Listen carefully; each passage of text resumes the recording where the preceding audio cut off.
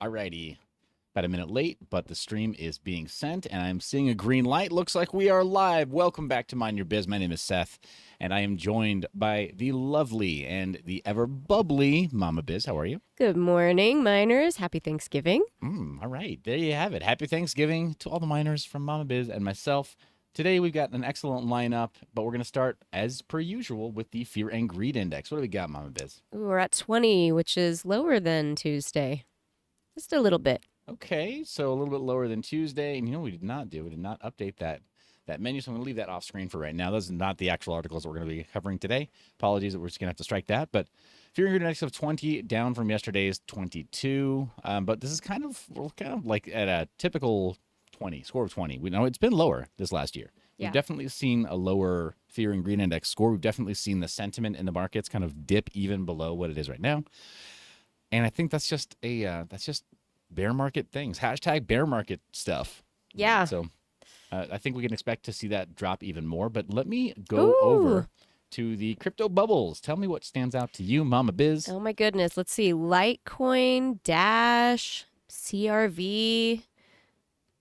Okay. What's HT? I don't know what that is. So this is, first off, this is Curve, and this is Huobi. This is Huobi token. And Huobi is a centralized exchange. Yes. Yeah. So technically bullish in the chat says, yo, thank you for being here. Technically bullish. Appreciate you sharing the link while we are live. Definitely appreciate that. We're doing our Thanksgiving morning stream and going to keep it really simple. Just a few news articles today, and then we'll like you, we suggest you go and spend some time with people who you care about today.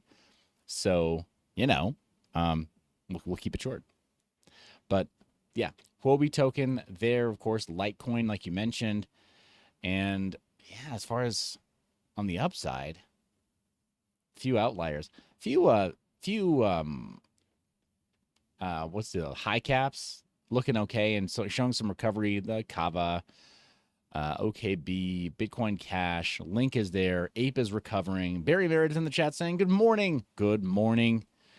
All right, so we got a few good in my mind. Good to see HNT finally retracing, finally retreating. I don't think that it really deserves that really top spot. I've mentioned that before.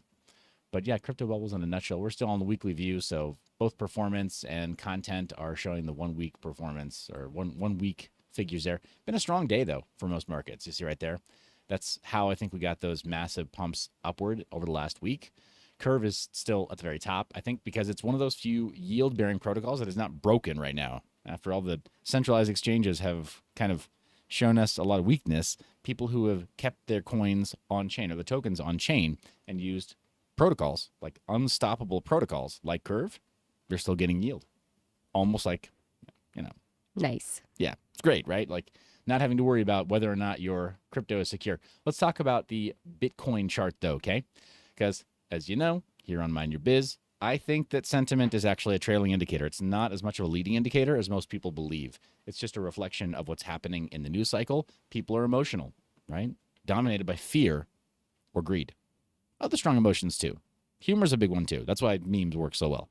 But like fear or greed, and in my mind, it's a counter indicator. When you start to see people getting fearful, time to maybe get a little bit greedy. When you see people acting really greedy, probably time to back up a little bit, slow down, pump the brakes. Is that financial advice, Mama Biz?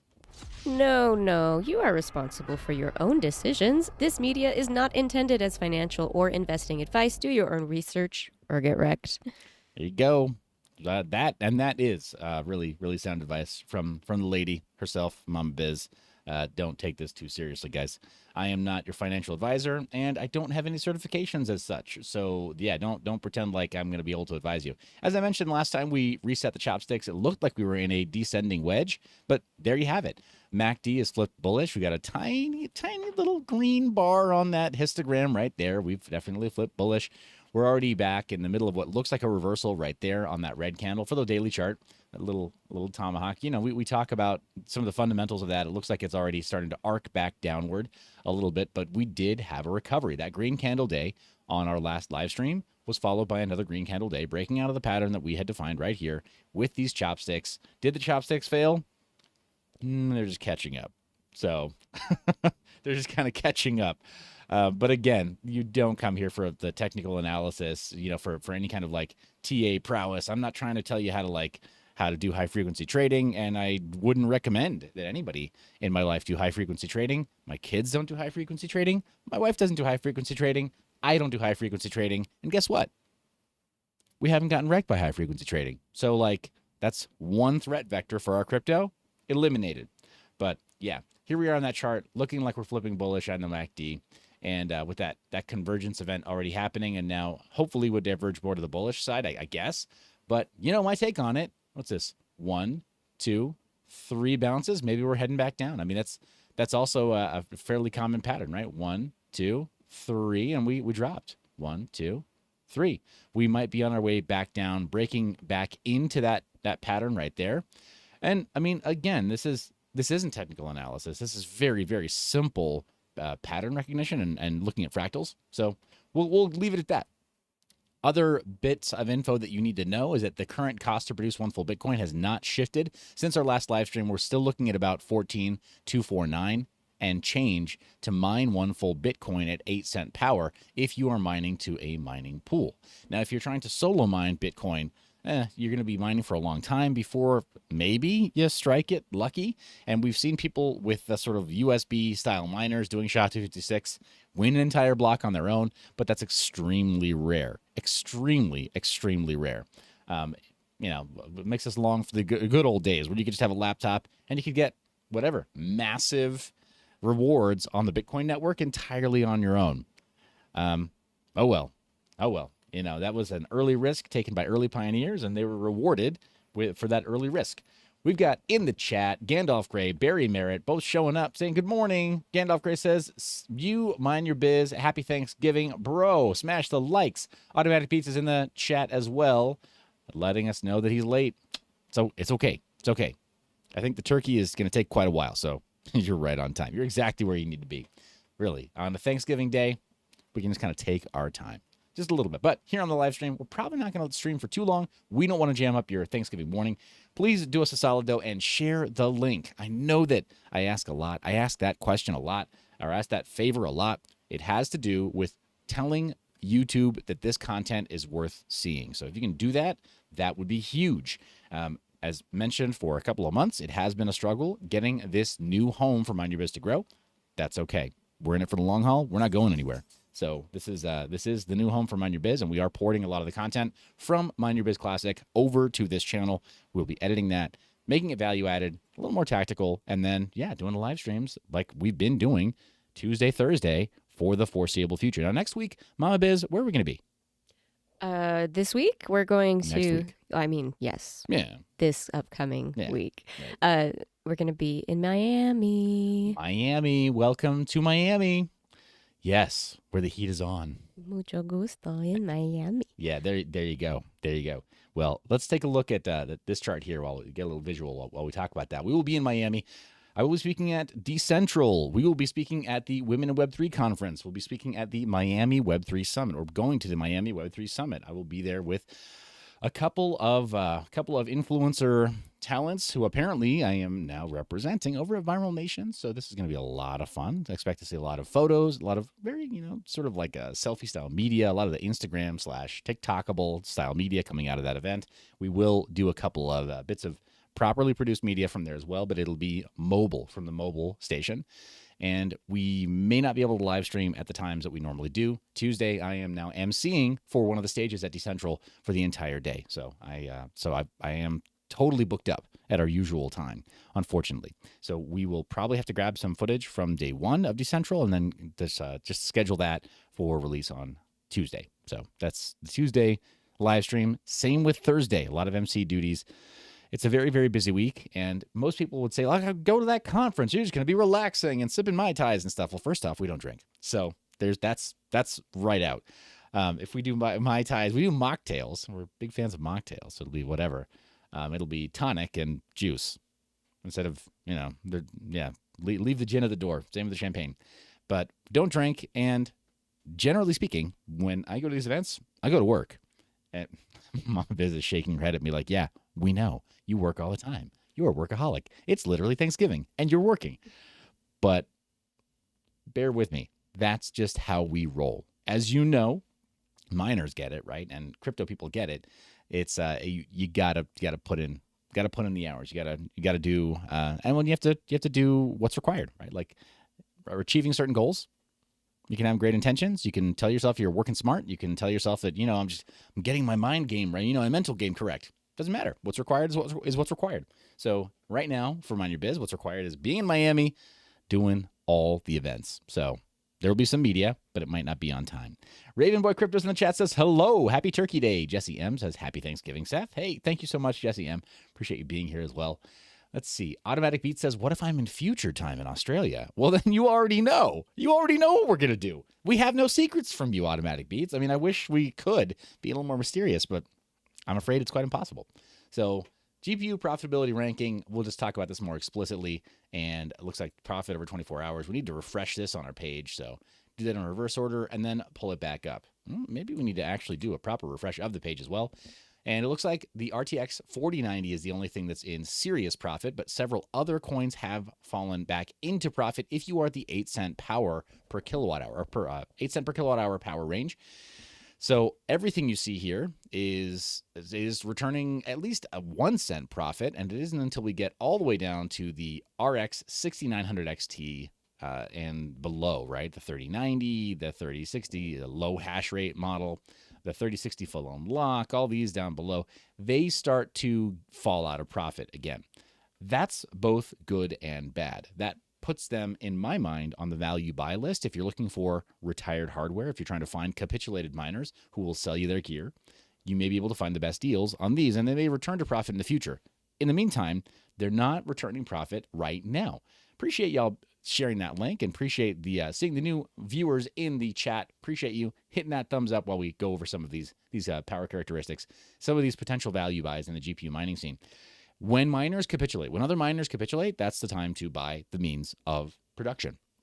It's that simple. You buy the distressed asset, and if you have to sit on it for a time, fine. You sit on it for a time, and then you use it as the profits are coming back up. Now, that may not be something that's available to you. You might not have the disposable income to be able to buy up equipment that you're just going to leave on a shelf for a few months. Totally understandable. But it bears mentioning and it bears learning about this, this method, this approach for getting ahead with mining.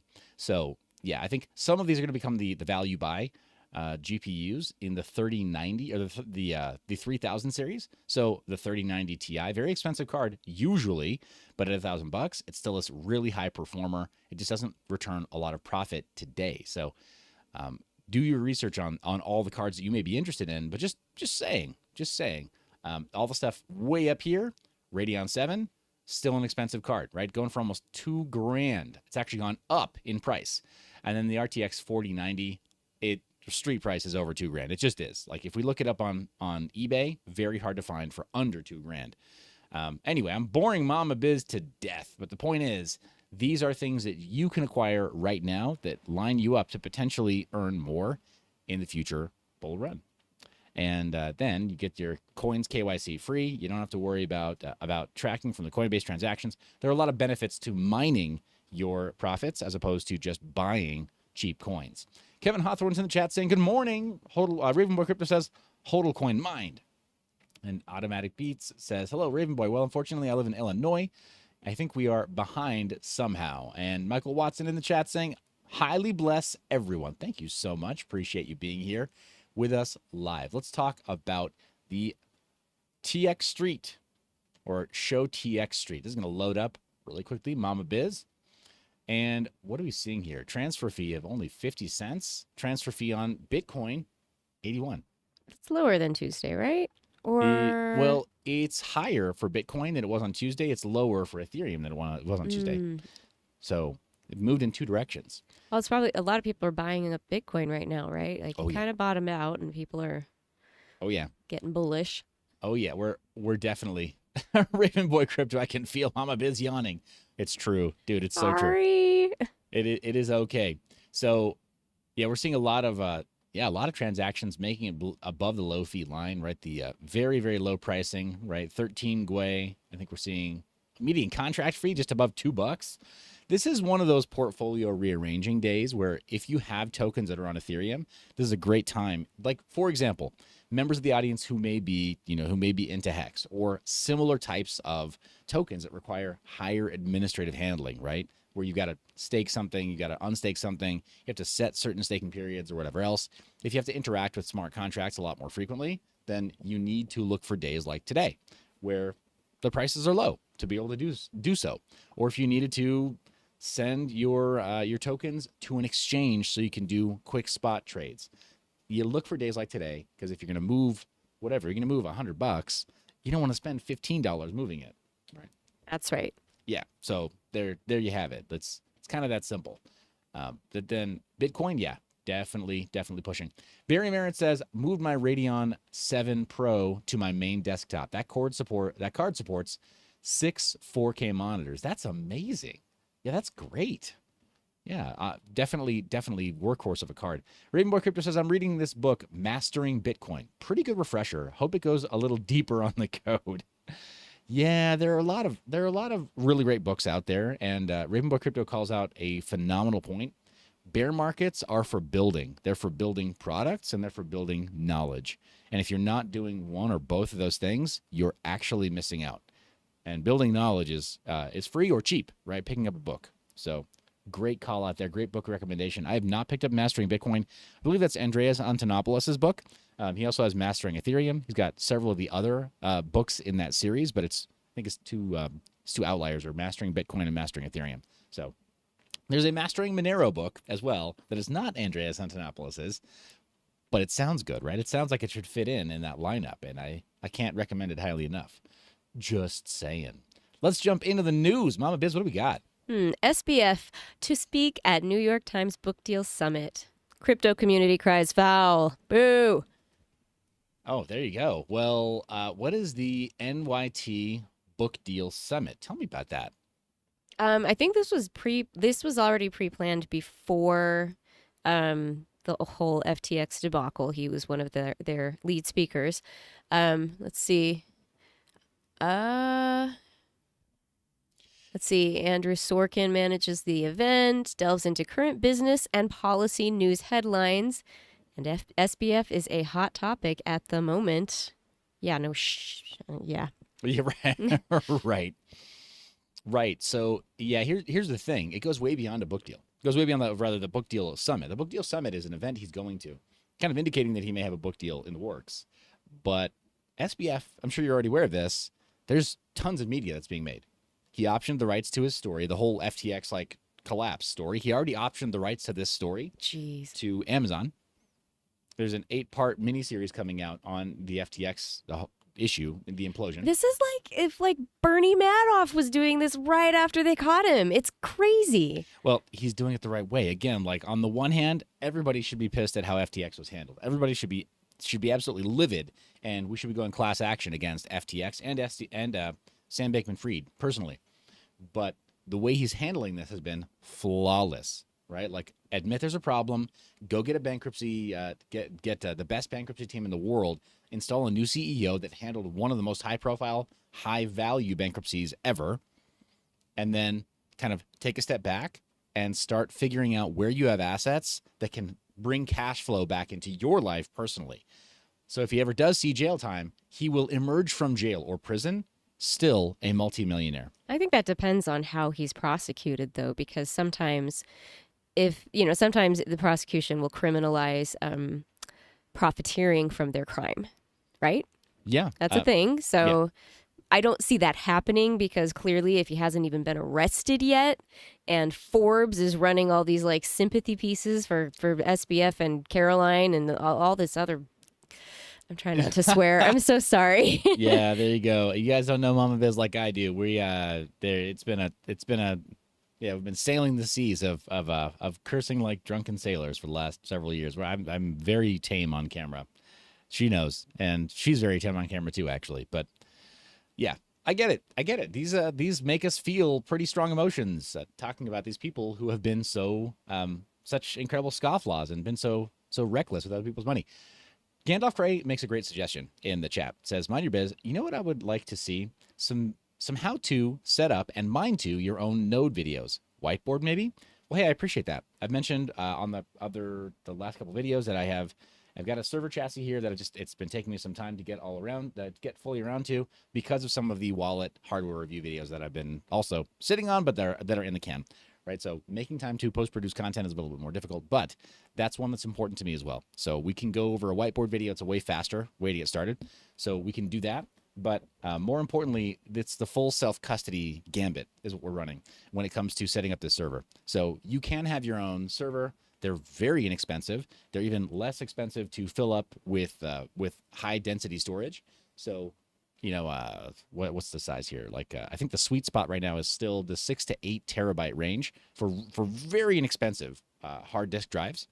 And so we'll go over how to create your own storage-dense server with only a few drives that has data redundancy. So if a hard drive fails, you're still safe. Also allows you to run your own full nodes. Also allows you to run your own private encrypted cloud and do your own private encrypted file backup from any phone, including a privacy hardened phone like the MightyBiz phone or an iPhone. And then allows you to check in on your own cryptos. So hosting your own wallets, allowing you on Bitcoin to still legally, knock on wood, mix your own coins using CoinJoin, right? So all of that is there, but it's the full self-hosting gambit where we do not only that, but hosting your own apps like password management, hosting your own apps for various other very useful day-to-day privacy tools that help you be more sovereign. So part of that has to do with running software like Umbrel or full node software for Ethereum. It is a lot more nerdy, but let me whiteboard that and diagram that. It's a great suggestion before we go through the process here. And, we'll measure twice and cut once together, so to speak. Sound good? Sounds good, right? Yeah, sounds good. All right. So let's talk about our next news. Russian bill would legalize crypto mining, sales under experimental legal regime. Oh, man. Okay, so it sounds like the Russians are into a few interesting things right now, but it looks like they're going to legalize the crypto mining. They've been talking about this for a while, actually. So trying to figure out how they get their own interests kind of pushed forward through mining. Now, this is several days old at this point, but it is a proper bill that makes it officially legal. I mean, if pop culture, if pop media is to be believed, then apparently in Russia, legality is one thing, knowing people is another, and from what I've heard and read, there's quite a bit of corruption. Oh, that doesn't happen in America. No, here, no, not at all. Yeah, we have due process. Yeah, definitely. The president here isn't just a king. He can't just make executive orders. Oh, wait. F. What were you saying about who you know? Who you know, yeah. I wonder who SBF knows. I wonder, who SBF has funded. We already know that the DNC, the Democratic National Committee, is that they are holding tens of millions of dollars that were donated through SBF or through FTX or funneled back and forth from FTX through Ukraine. It's very, very messy. Yeah. It's extremely messy. Yeah, the people who are supposed to be arresting him and prosecuting him are his friends. Mm-hmm. Yeah, all buddy. But over in Russia, where they're very dirty, right? They do things very wrong. Apparently, they are introducing a bill that would legalize crypto mining and crypto sales, and they're just trying to figure out how to make that work. We read in passing a different article that I think we have lined up here about there being a potential alliance between Russia and Cuba again to create a tokenized version of the ruble. Seriously, when are we? This is. It's just Cuban Missile Crisis all over. I mean, not missile crisis, but it's like we're right back. Well, you mentioned it. I was like, it's like we're in the Cold War again. You're like, honey, we've been there for a while. Yeah. People don't know. People don't know. We did bring it up though. Here's that article. Here's that headline over in B in Crypto. You want to read that out for us? Russian partnership could cause Cuban crypto crisis. Russia and Cuba are cooperating to use cryptocurrencies for international settlements in rubles in order to skirt international sanctions. Yeah, so here's the thing. I'm not opposed to any country using cryptocurrency in order to decrease the likelihood of being sanctioned. I think that's the whole point of cryptocurrencies is that you can do international settlement. I mean, we received payment for or funding to go to a live event 4 years ago in Bitcoin, and it was through two companies, right? The counterparties were in legal territories where there was no problem to use it. But it was way faster than waiting for a wire transfer to come through. It was way cheaper than using a wire transfer at that time.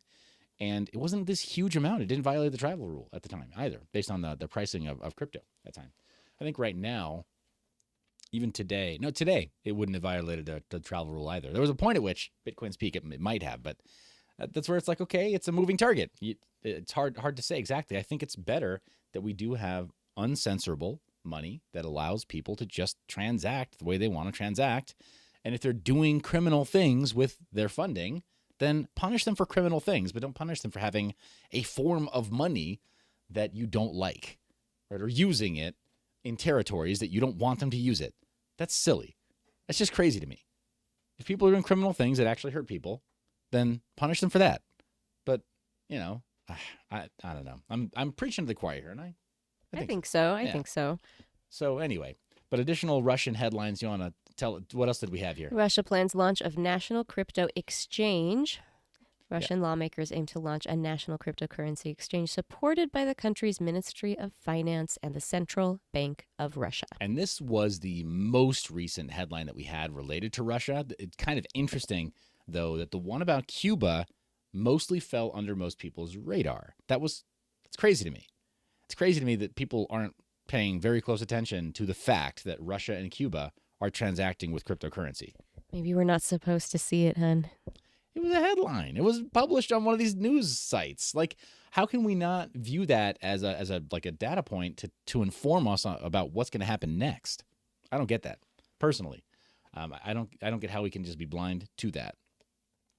But yeah, apparently, members of the lower chamber of Russian parliament, the Duma, been drafting amendments to the country's cryptocurrency legislation, allows groundwork for national crypto exchange. So this is all tied in with that news of them transacting with Cuba and legalizing mining. They are going for the whole package. They're doing what the United States has been failing to do for years. Take a leadership position. They want the exchange to be there. Of course, they're going to try to make it state-run, but they want the exchange to be there. They want the means of production to be there. They're probably doing it in a way that will not give them the leadership on the world stage, but the point is they're trying. They're putting forth the effort. It's bizarro world. The Russians are ahead of us in that respect. Like, it's another race. It totally is. Well, the thing with crypto is it's always a race. With mining, it's always a race. You bring the highest amount of hash rate to the network sooner than other people, and you win. Like, it is a zero-sum game. 21 million Bitcoin only, ever. It is a zero-sum game. It is a race. Make no mistake. If you think that we're not in a race, if you think that financial markets are not a zero-sum game, then you don't know how math works or how hard money works, right? On that side note, this isn't even in our news feed. I'm sorry, but I'm just remembering. Is it Kathy Woods? Is that the lady's name? Yeah, from ARK Invest. She just bought a bunch of Bitcoin for the first time in a while. There was a headline about that somewhere. GBTC, I think. Yeah. So GBTC. She was buying Grayscale Bitcoin and then buying Coinbase shares, I think, for ARK Invest. Yeah. Bitcoin, she might have been buying native asset too. Yeah, but it was something like, hey, she bought Bitcoin for the first time in a while. Something along those lines. Sorry, guys, I was skimming through a lot of news this morning. But anyway, that just made me think of that particular headline. Yeah, no, that's amazing. Well, how about this? We're gonna jump from our Bitcoin-centered news, and we're gonna jump into some Ethereum-based news. Are y'all ready to crap your pants? Here we go. Ouch. Consensys says it collects IP addresses of MetaMask users via is it Fura or Infura? Let's call it Infura, because everybody calls it Infura, and that's dumb. We're reclaiming Infura. Infura. Hello, Infura. Fura. Amici Infura. How you been? Buongiorno, Infura. Consensys has updated its privacy policy stating that it collects IP addresses and wallet addresses of some MetaMask users. Now it begs a question. Some? What's the criteria? What's the criteria, Consensys? I don't know. It's a little vague. Yeah, so clearly I think it's very likely going to have to do with ever using any services that have been blacklisted by OFAC or by the U.S. Treasury. Unfortunately, it seems likely that retroactively, because these are open public ledgers, retroactively, they may be trying to target wallets that have ever interacted with Tornado Cash or similar services. So we're on notice now. If you've ever used those services, there's a strong likelihood that you are on a new watch list. Infura watch list. So yeah, could be what's happening for you. So yeah, they say they collect the IP addresses of MetaMask users. Now, of course, if you are using a VPN, that's helpful. It's not everything, but it's helpful if you're doing rotating IP addresses on your VPN. If it supports that, that helps too. If you are using different locations throughout the world when you know you're going to use exchanges, decentralized exchanges, or other online services using MetaMask, that may be helpful as well. It's probably not enough. They're also just tracking your wallet address, and if they see that enough transactions have happened from a certain IP address, they're probably going to figure it out. Probably. They'll probably figure it out. Boo. Yeah, pretty lame, but that's the absolute state of things. And when it comes to this, well, guess what, Mind Your Biz community? If you've been watching the channel for some time, then you already know that we talked about this. When did we talk about this? Over a year ago. Private RPC. It changes all Ethereum and all blockchains forever. That's the name of the video that I did on Mind Your Biz Classic in October of last year, talking about Ethermine Private RPC service. Now, Ethermine Private RPC, as you can see on the screen right here, is just a way for you to quickly, very quickly, change from the Infura over to Ethermine's Private RPC. Now, what is an RPC? It is essentially a network that communicates and transmits your transaction to the main Ethereum network. We'll just say that is like the API. It's the way that you actually meaningfully interact with the blockchain, and every single cryptocurrency has its or EVM style cryptocurrency has its own chain ID, and Ethereum is chain ID 1. So anytime you see an EVM chain ID or RPC like this with chain ID 1, they are using ETH. Now, Etherscan is still the block explorer. You can choose different block explorers if you want, and you can put this in as a custom network into MetaMask. So even Consensys's evil plans right here, even if you're using MetaMask, you can sidestep them by using a private RPC. It's really that simple. Is it that easy? Actually, yeah, it's really that easy. You put in the information for the other RPC so you can connect to Ethereum in a different way. So they're monitoring one road into Ethereum land, but they're not monitoring all roads into Ethereum land. We should do a tutorial for noobs like me. You're like, it's so easy. I'm like, sure. Yeah, no, but Mama Biz, it is as simple as copying and pasting these 5 fields. That's it. Okay. Yeah, so I will show you, and it'll be really that simple, or it is really that simple. As soon as you actually try it once, it'll be the sort of thing that you feel very confident doing again. Should we show everybody when we do it? We should show everybody after you've done it once or twice. Yeah, probably. Yeah, we'll record it too. We'll practice first. Yeah, hey, just saying, when you're on camera, practice matters. Oh, that was edgy. Was it? Mm. It was that. Oh, we had a man-woman moment there. Somebody call the YouTube content police. It's getting steamy over in the Mind Your Biz show. So Mt. GOX, apparently, we've got some news there as well. We're back to Bitcoin news. Jeez. Right, back to Bitcoin. Mt. GOX Bitcoin awakened as 10,000 BTC begin to move. 7-year-old Bitcoin has been reawakened as a crypto wallet linked to the infamous Mt. GOX hack started moving currency. Ruh-roh. About 10,000 Bitcoins. 10,000 Bitcoins. What's that? $167 million? Is that enough to put Pinky to... Might be. It's a lot of money. Anyway, so, yeah, apparently carried out its largest transaction since August 2017. So they were split. 3,500 Bitcoin were moved to several wallets. The remaining 6,500 Bitcoin were moved to a single address. CryptoQuant founder Ki-Young Ju observed the Bitcoin transfers. Good job, Ki-Young. Yeah. Yes, Ki-Young is doing it. He's on it. Yeah. He said that 65 Bitcoin were sent to Hit BTC a few hours ago, so it was not a government auction or similar. Following that, he recommended that the exchange suspend the account for suspicious activity. You tell him, Jew. You tell him. Suspend that activity. Sorry, Ki-Ju. Oh my gosh, if you just jumped to his first and last name, he sounds like a monster. Kaiju. Kaiju. That's his new name. His nickname is now Kaiju. And we wouldn't even know about this without Ki. What are you saying? I know. I think he's great. He's a titan of Bitcoin on-chain analysis, of on-chain quant analysis. He is now Kaiju. henceforth and forever shall be known as Kaiju. You're welcome. So, yeah, he says they got these Bitcoins when the price was $297 in January 2015, and Bitcoin is 17,000. So their PNL is over 5,000. Good night. I know, right? 55.94% on their PNL. Woo! Amazing. Amazing. So, yeah, apparently there are people who are making some comparisons between Mt. GOX to FTX. That's not appropriate at all. We really shouldn't be trying to compare those two events. Mt. GOX was catastrophic for its day, and FTX is catastrophic for right now, with knock-on effects that we still haven't totally measured. I think I've mentioned it in several places, but yeah, being an institutional exchange, FTX is going to, we're going to be feeling butthurt from FTX for weeks. That's just... That sounds optimistic. Yeah. Yeah. Well, we're still just measuring the damage. So I don't think there's a really good comparison there. We got some news again with Bitcoin, but what is this? Binance. Okay. Aims to allocate Alloquate. Let's try that again. Binance aims to allocate $1 billion for crypto recovery fund. Binance will allocate $1 billion. Its proposed industry recover fund, while Binance US intends to bid for bankrupt cryptocurrency lender Voyager's assets.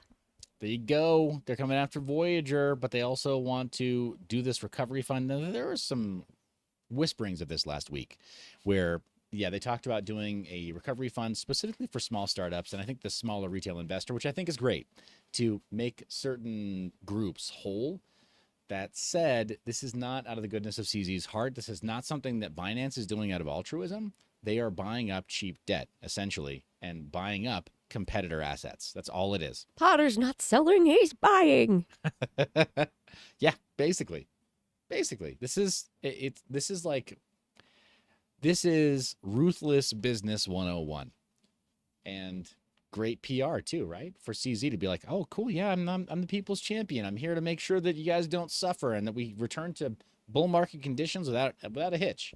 Great white knight of crypto. Oh yeah, yeah. CZ, he's just such a nice guy. Such a nice guy. Now, I was on Around the Blockchain a few months ago saying the same thing about SBF, right? When people said SBF is going to buy up this other competitor's debt. Ben Armstrong at that time seemed a little bit, he seemed to be the only person who was kind of agreeing with me. Wendy thought for sure that SBF was doing the right thing. It was good.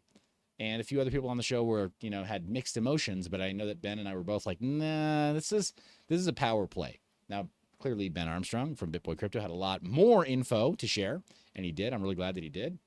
You can think whatever you want about BitBoy Crypto, but I think he really did do right by blowing the whistle as early as he could on this whole situation.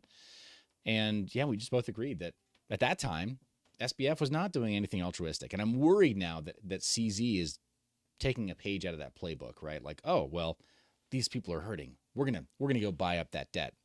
Not good. It's not as good as we think. Just saying. So, yeah.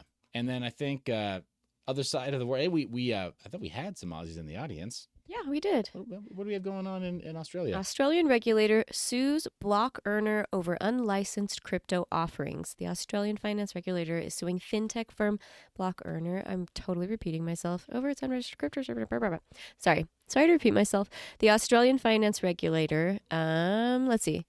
The Block Earner CEO countered, calling out the lack of clarity in crypto-related regulations despite demand. And I think this is what we're seeing, not just all the way over there in Australia, but just in general, like, oh, you committed a crime. It's like, we asked you for regulation. We asked you where the boundaries were, and you were just like, well, I don't know.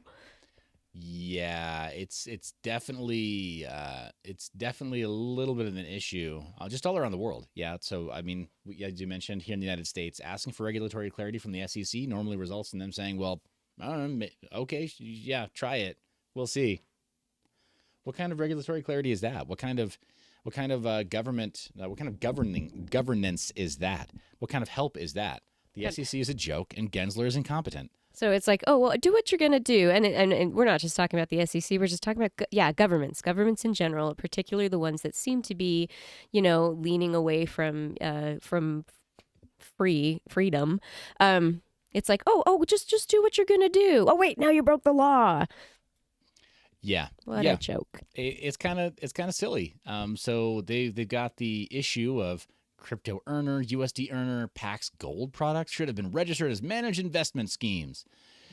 And here's the thing, they may be right. That may be accurate. But at the same time, generally speaking, most of these companies reach out for regulatory clarity before they get started. So they're just, it's more the same, but, this time on the other side of the world. So sorry, mate. Yeah, sorry. Moving on, we got something coming out of Dubai. Hex Trust bags virtual asset license from Dubai. Yeah, so Hex Trust, not super familiar with this group, but it is a new trust coming out of Dubai. So apparently, here's the top level view of it, right? Here's the TLDR view of it. Hex Trust received a provisional approval from Dubai authorities in June. Its Dubai office will be the company's regional headquarters for the Middle East and North Africa region. And these are growing areas for crypto.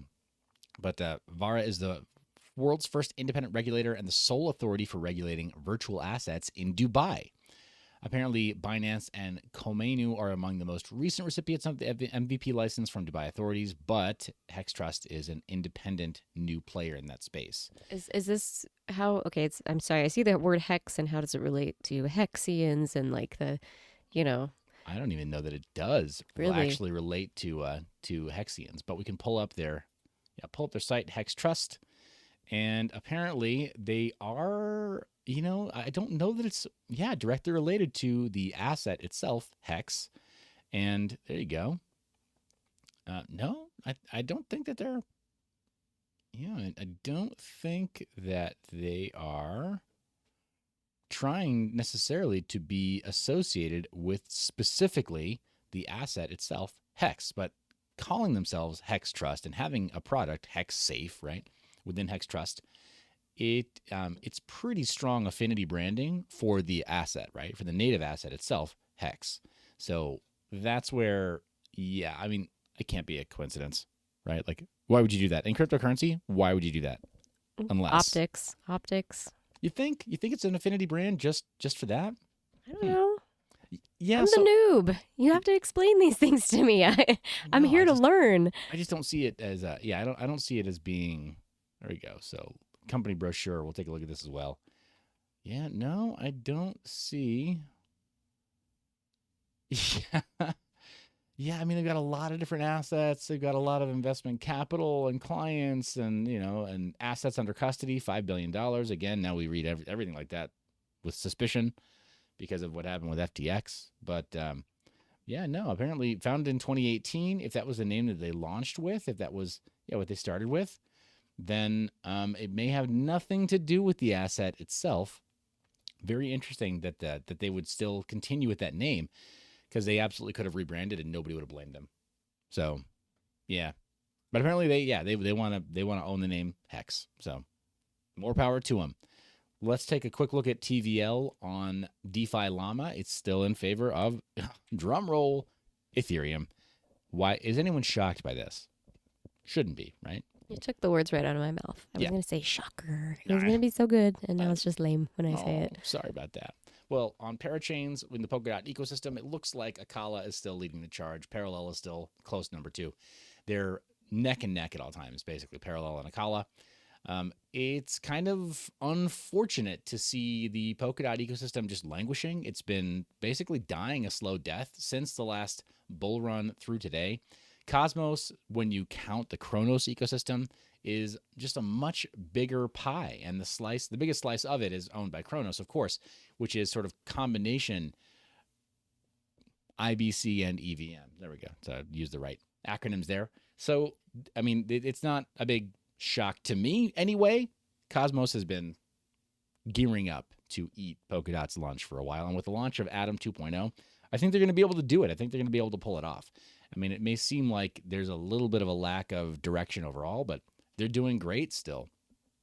Yeah, millions are well over $1 billion total value locked in the Cosmos ecosystem, and the Polkadot ecosystem is just not there. Not even close. It's just not getting done what it needs to get done to show that kind of market leadership.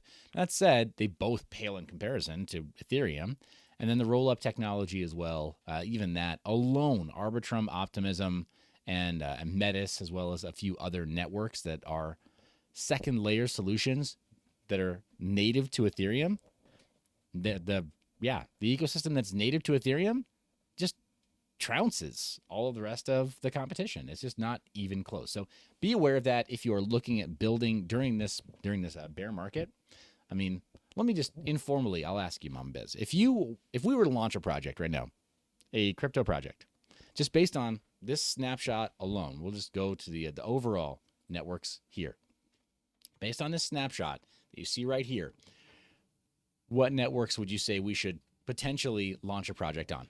I'm thinking Phantom looks kind of appealing, or I don't know. I tease. Yeah. Ethereum. I mean, it's kind of like, oh, right. The big blue pie. Yeah, that's just it, right? So Phantom, let's just say, if we were expecting some kind of runaway success from the project, the maximum total value that's locked there right now is only $600 million. We know of art collections that are worth more than double that. Yeah, that's true. Yeah, so fine art, if we wanted to launch a fine art project, for example, we couldn't do it on Phantom, right? Like, I'm glad you brought up that example specifically. But yeah, there are serious problems with new projects that want to launch on some of those networks. I was being facetious. I mean, it was obvious to me. Yes. Yeah. No, we got that. It was a joke. Yeah, we got that. Quick overview of portfolios, and we've got the all portfolio view over on CoinGecko. We can quickly just scroll through. But we got my portfolio. We've got the GPU mining portfolio. We can show the last 7 days. Things have been very interesting with Etho Protocol, Zero, and Safecoin really taking a hit. But it looks like our biggest gainers along the way down are Caspa, Ravencoin, and Haven. Haven clearly resisting or finding bottom support in the lower 40-cent range and then popping right back up. I don't know how long that can be sustained. Haven might drop off this bear market. We'll see.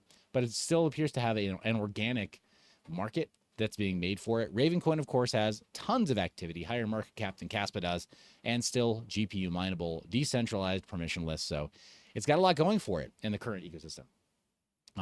But that said, it has no development on top of it. So it doesn't have, in my mind, the same future or roadmap as its competitors like Litecoin, Dogecoin, and similar. We'll see. Maybe it does just fine, but it does need more development.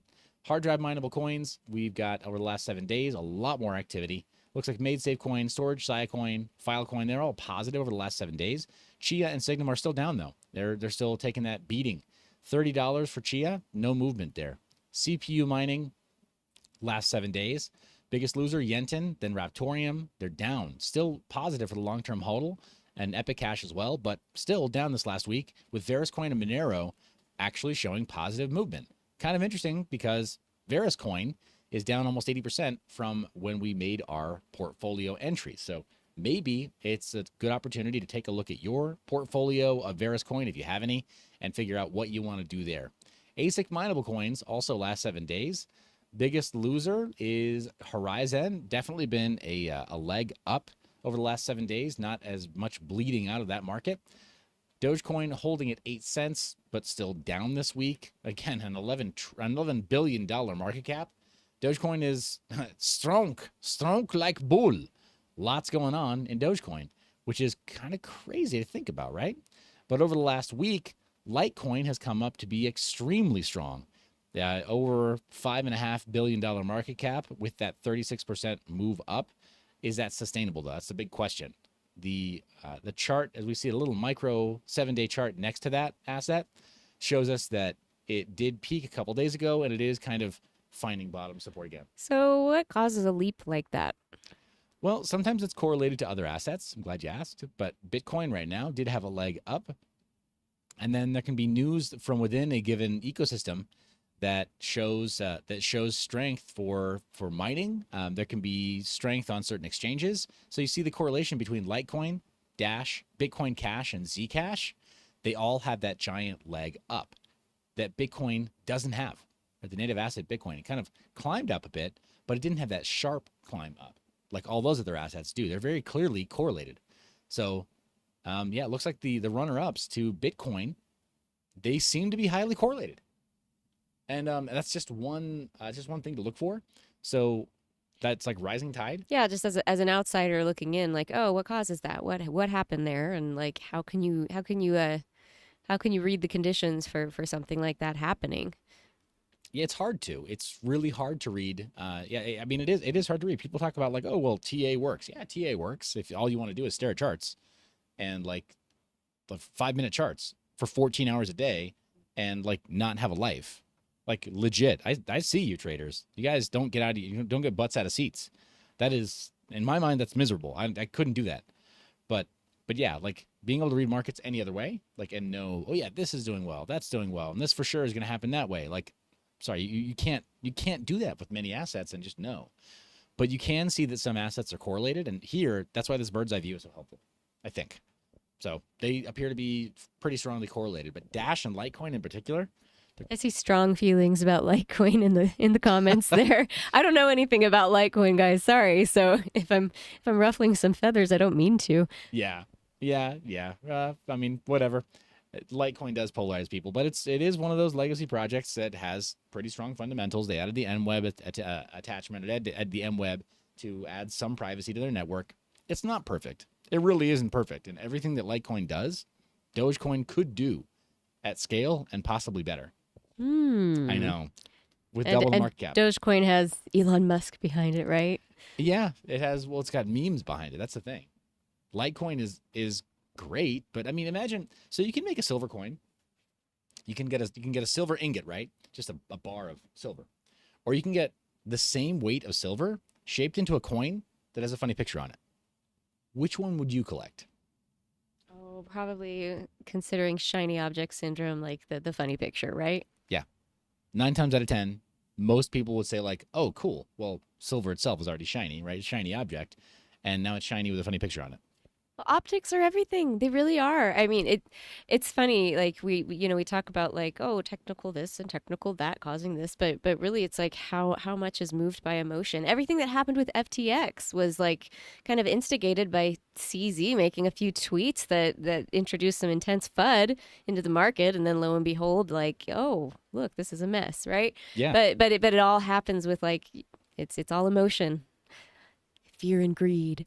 Absolutely. It's absolutely true. And that's why I think that, yeah, Doge, it helps to pull at those emotional heartstrings, right? If you like something, you want to get it. And yeah, Doge does everything that Litecoin does, but I think technically a little bit faster too. I think slightly faster block times. But yeah, merged mine. So if you're mining Litecoin, you're getting Dogecoin for free or vice versa.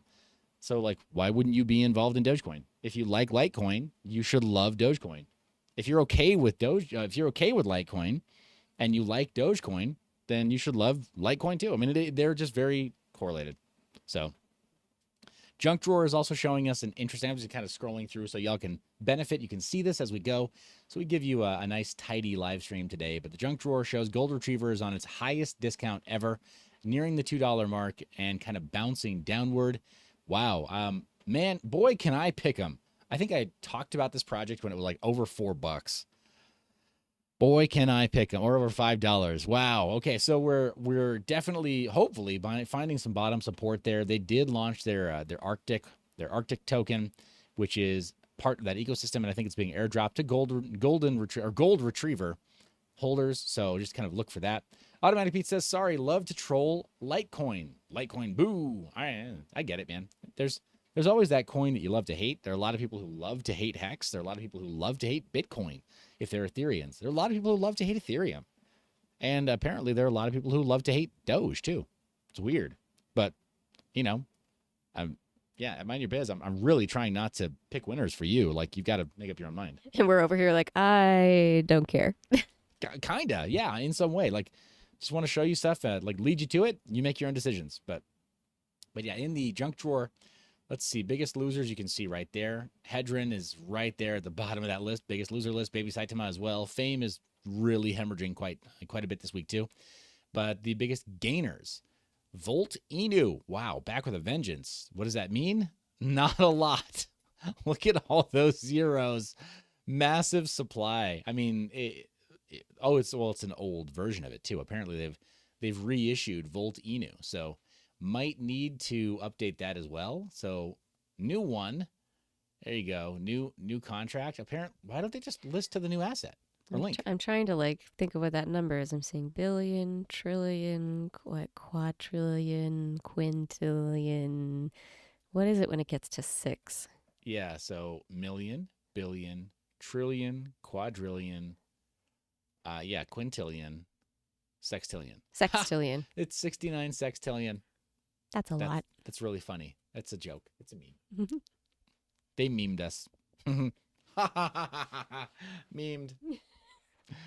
We understood the memes. Haha. So apparently, whoa. Yeah, it's just trading down in the dumps.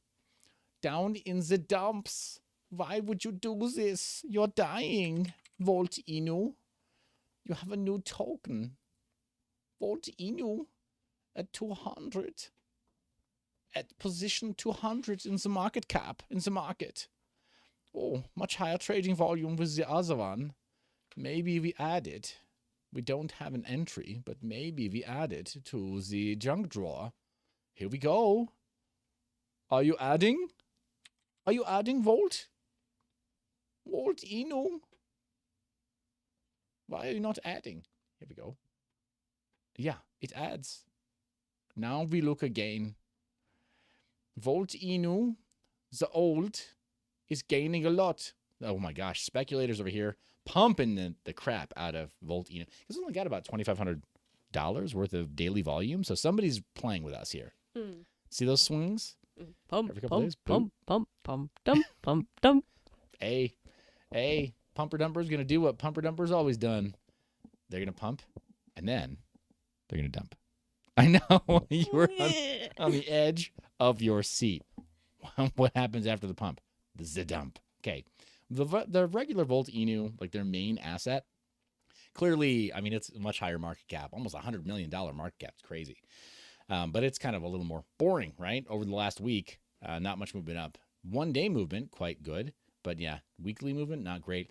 IBC gang, this is all the stuff that's in the Cosmos ecosystem. And biggest loser is Regen, then Secret, Shade Protocol as well. Bummer, but hopefully that means it's on sale.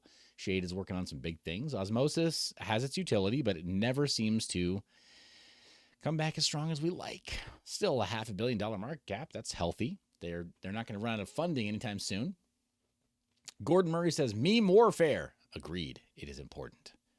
Akash Network having a great week, very strong week, 25% up. That said, it's quite low compared to its previous all-time high. I think still 92% down since we created that entry. And Cadena also in the positive. But let me just pull up that chart for, or the page just for Akash Network. I want to take a look at that. Current market cap, even at 92% down, is $46 million with a fully diluted valuation of almost or about double that. So it was about 50% emitted its coins into the marketplace. And that's just important to know because there will be more in the future. It will be diluted a little bit, but that's on a schedule. It's planned to be diluted.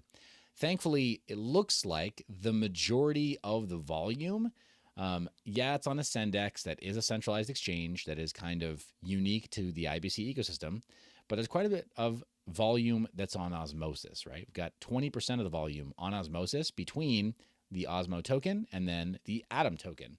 A lot of people just pairing that, either trading or providing liquidity. So those are decentralized exchanges. That it's good to see that 20% of the volume is fully decentralized. It's bad to see that there's so much that is centralized. That kind of bothers me. But it hurts. Yeah, but Akash Network, I will be interviewing Greg Osuri in Miami, so that'll be fun. The CEO of the group that works on Akash Network and the main representative of Akash Network. 10 set gems last week. Fame is down. MetaHero up. And yeah, quite a bit up. 10% up this last week on MetaHero. You love to see it. Stables also. Have we got any big losers from the last week? Yep, Terra Classic USD because it's no longer pegged to the dollar. Liquidity USD is showing a downturn over the last 7 days because it's always trading at a premium, $1.04. And then as far as anything that is showing outlier behavior moving up, USDD, it is below its dollar mark at 99 cents and shows that it's climbed a little bit over the last week, but it's been even lower than its current rate this last week. Don't trust it. I would not have any exposure to USDT if I were you. And then GPU Ethereum replacements. Zero, Conflux, Ergo, all down. Zano, down. And then Epic Cash, down. Top of the list is Casper, Ravencoin, and Beam. We didn't see that before. Beam and Flux, there you go. Worth mentioning Flux right now. Got that really strong market cap. Same basic idea as Akash Network. So those two projects, Akash Network and Flux, operate in a similar space. Akash Network at about a third the market cap of Flux. So that just helps with future development. Richard Hart ecosystem, last 7 days, Hedron, dying. Maximus DAO, getting punched in the face. Pulse and Hex, the native asset of that ecosystem, all down bad over the last week. And the only one that's showing green again is PulsePad. It was the one that was worst last time we checked in, but clearly had a leg up. Do these look manipulated to you? I don't know. Does this scarf smell like chloroform to you? No, seriously, I'm asking. Doge chain ecosystem. Doge eat Doge, getting punched. Doge chain, the native asset, coming up. Those are our portfolios. Thanks for bearing with. That's a very, very dry segment right there, I know. But we talk about a lot. We cover a lot because I just think it's important to have eyes on a lot of different assets and figure out, are one of these ecosystems something that you understand or believe in? Because if they are, that'll help you decide what's best for you. We got some chats to catch up on really, really fast. Let's see. Whoa, we got a lot of comments that came in that I missed. I apologize. Ravenbow Crypto said perfect about the all-in-one custody server, because he says, I just got a server from an old data center down the road. Things collecting dust right now. I do the same. And here's the big hack there. If you want to pick up some kind of a device that lets you do that, just go to a local university or go to a local community college even, and find what storage dense servers they have in surplus. They're always trying to offload old equipment like that because it's a way for them to generate revenue. You can pick it up cheap. And yeah, then you're done. That's how I picked up the servers that we have here, the server chassis that we have here. So we'll do that very, very soon. Gandalf Gray also asks, and Mama Biz, this is a good one for you. At what point do you think the U.S. falls too far behind and it becomes so bad the U.S. has to ban crypto because the countries we have demonized have embraced it? Oh, I don't know. That's a good question. I don't have an answer for that. I have to think on that for a minute. I don't see the U.S., like off the top of my head, abandoning cryptocurrency. Like what they're trying to do, and essentially what Russia's doing too, is they're trying to, centralize and control it. Essentially like, oh, here's your paper fiat dollar turned into a digital dollar. Good job. Come on, everybody. Yeah. So yeah, I don't know. I don't have an answer for that. Anybody else have thoughts? Anybody in the comments? Yeah, tell us in the chat, guys. Definitely. Live chat, we rely on you for some interaction here for sure. But yeah, I'm kind of right there with you. I think it's going to be difficult to read that. At what point do we fall behind? Well, Ravenboy Crypto brought up, crypto is in the Texas Constitution as a valid form of currency. And the Go Texas! And the Capitol building has a Bitcoin miner inside of it. Did you know that? Yeah, you've told me that before. Yeah, so it's kind of cool. They have embraced it somewhat. And then Ravenbow Crypto says crypto is in the Texas. No.